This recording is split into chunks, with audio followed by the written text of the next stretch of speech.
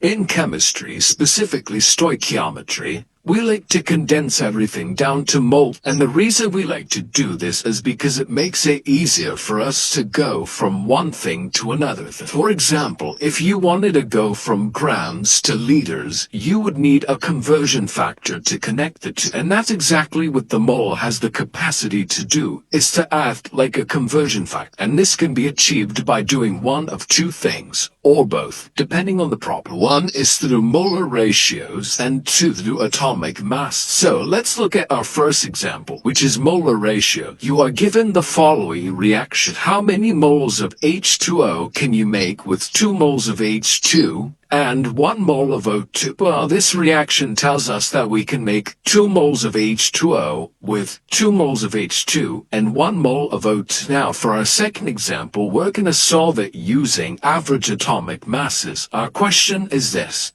How many moles are in 8.2 grams of hydrogen chloride? You might be thinking to yourself, how are we gonna go from grams to moles? Well, luckily, on the periodic table, under every single element, there is a small little number called your average atomic mass, and this is measured through grams per mole. And luckily for us, most conversion factors are written in this way, where it's a unit of measurement of something per something else. So our average atomic mass will let us convert from grams to moles, or interchangeably moles to grams. So in this problem, we have a compound, not just one specific element. We have hydrogen chloride. So we can't just use average atomic mass of hydrogen or chloride. We must combine both of them to make our formula mass. And how do I know that I needed to do this? Well, we're being asked how many moles are in 8.2 grams of hydrogen chloride. So the compound as a whole. But if we were asked how many moles are in 8.2 grams of just hydrogen,